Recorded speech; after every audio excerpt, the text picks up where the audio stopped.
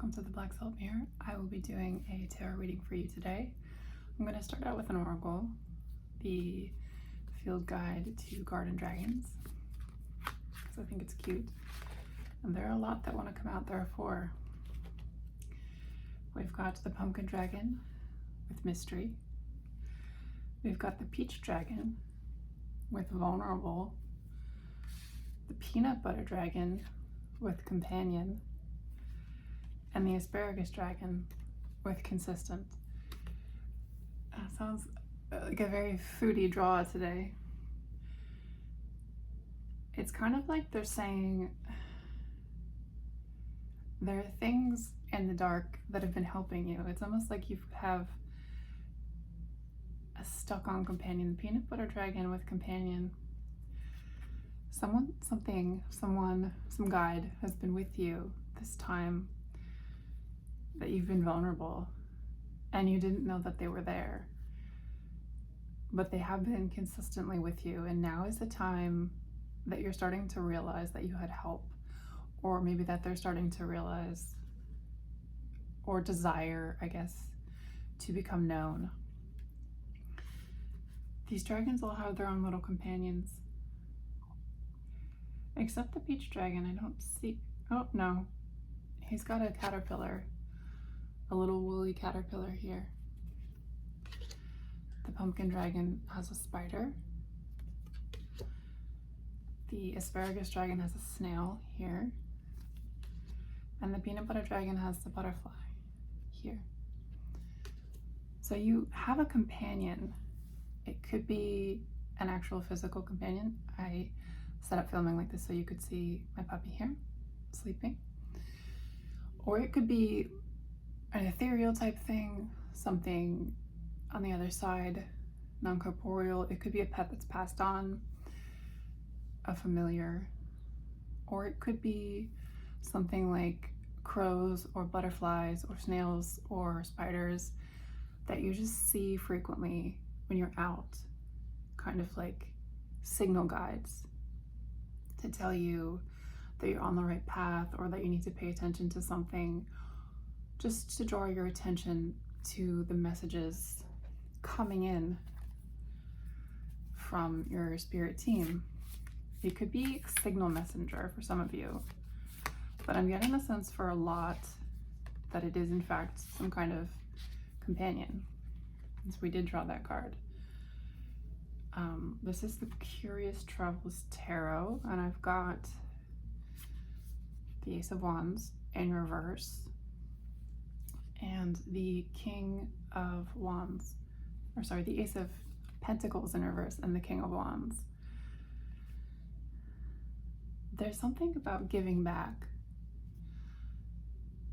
This directionality, it's kind of like taking, and this to me is more like giving, like you are giving something back now. There's a trade. The King of Wands here has 2 figures in each hand. And he's got a gecko around his neck.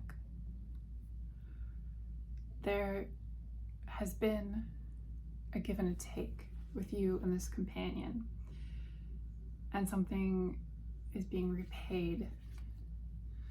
Some favor, something very important, because it is fire with this wand card.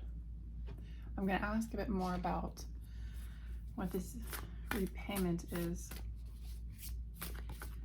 It's a very interesting reading. I haven't gotten one like this before.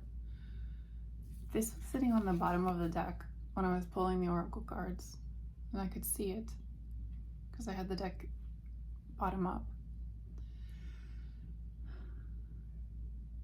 It could be that there's a switch out now, that you are coming into a phase where your spirit team is actually people that you're meeting in your soul family, and your spirit team is telling you that the help that you had before on the other side is now transitioning into the people that you meet, or maybe the animals that you physically interact with,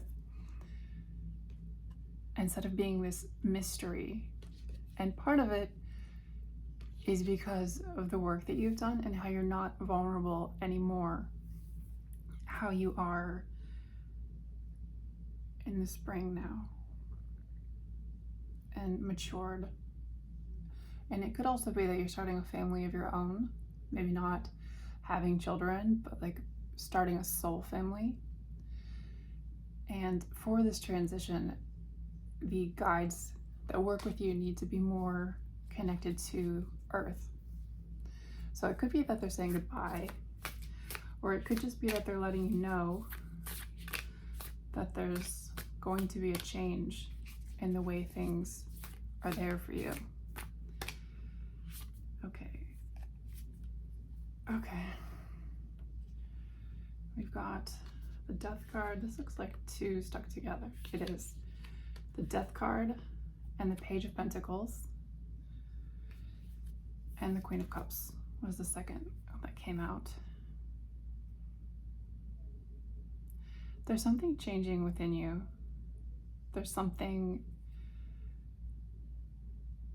normally with death, it's a cycle, and it can even be like a physical cycle in your life, where maybe a very punctuated version of this would be if you move and change careers and start a new family, and it really is the death of one of your lives and then the beginning of another. But this, to me, feels much more internal, the way she's looking through the pentacle. You definitely are going to start seeing, because up until now you'd had this help, but you hadn't seen it. You'd kind of been aware that it was there and you'd sensed it, but now you're going to start seeing that it's tangible, that it's physical. And there's a lot of it. Look at how much stuff she's got. And her net here. It's going to make you very happy. You felt alone for a very long time. And that's a large part of what I'm getting from this reading, is that you were never alone, but your help was hidden. Your help was obscured. It was, what's the word? Obfuscated from you? But that's the end of that. Now you can start to see things.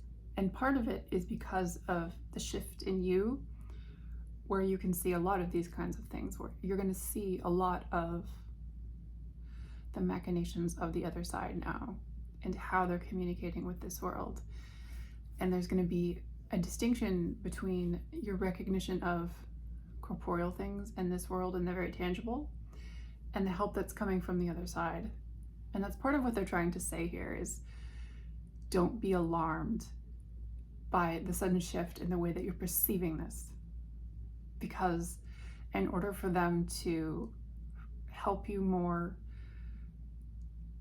in an open and tangible, visible way, you're gonna have to start seeing the connections. And it's gonna be odd.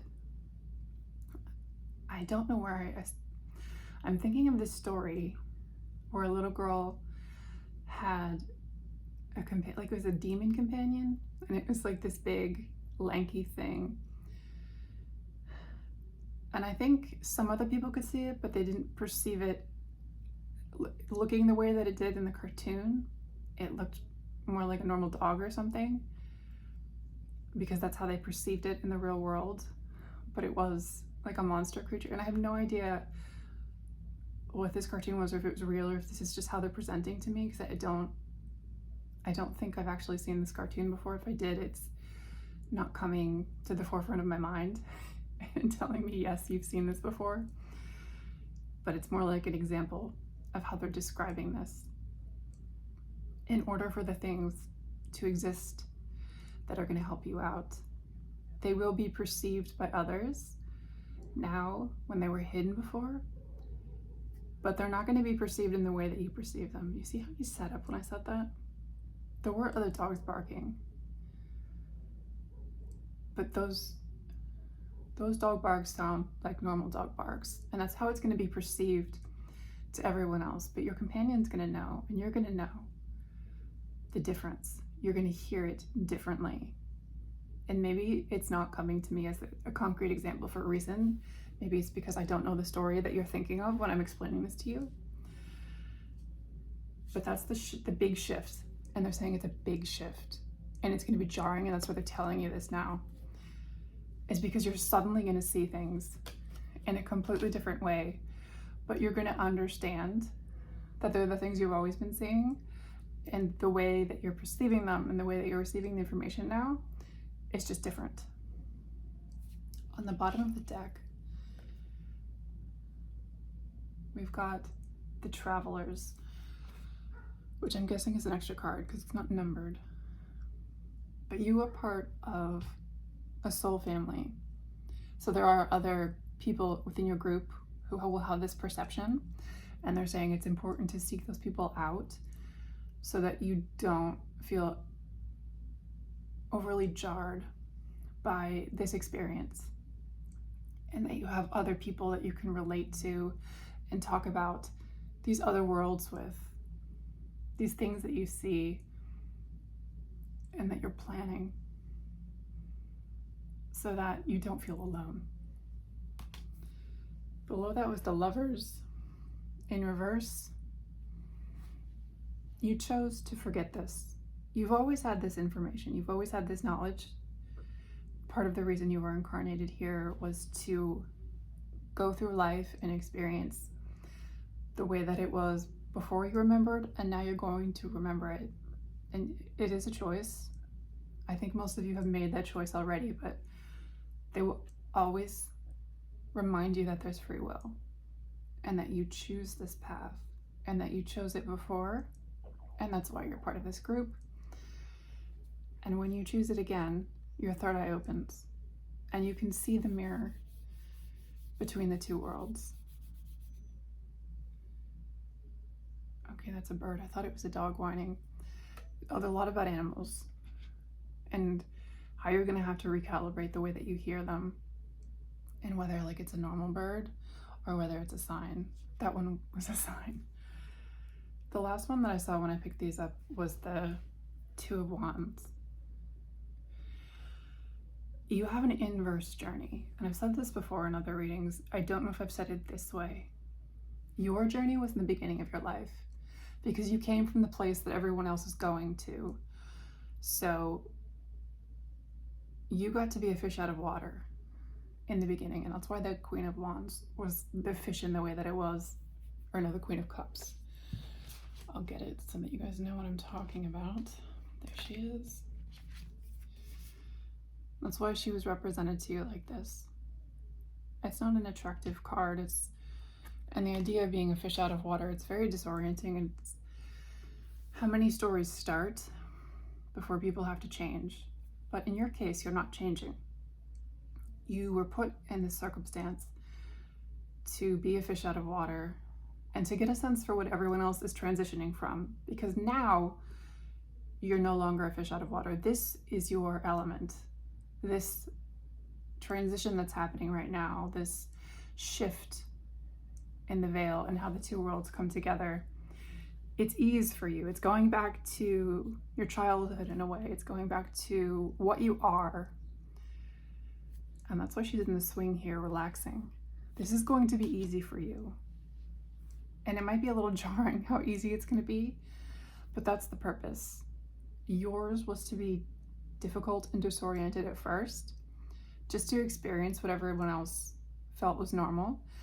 And then the shift happened, and now you're coming back to what's comfortable for you, what would have always been comfortable for you. And everyone else is going to move it with us.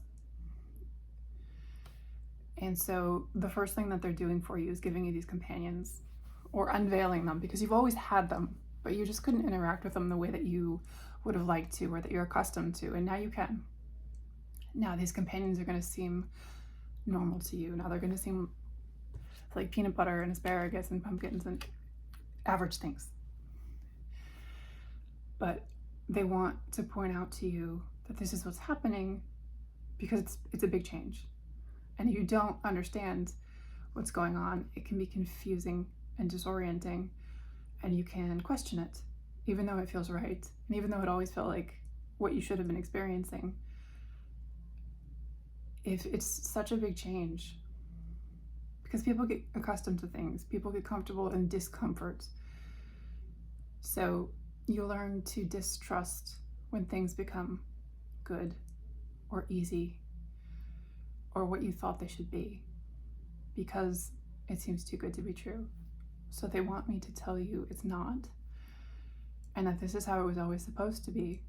And now you can ease into this better communication with your guides and your companions. And I think that's the close of the message. I hope it found you well. I love you, and we'll see you very soon.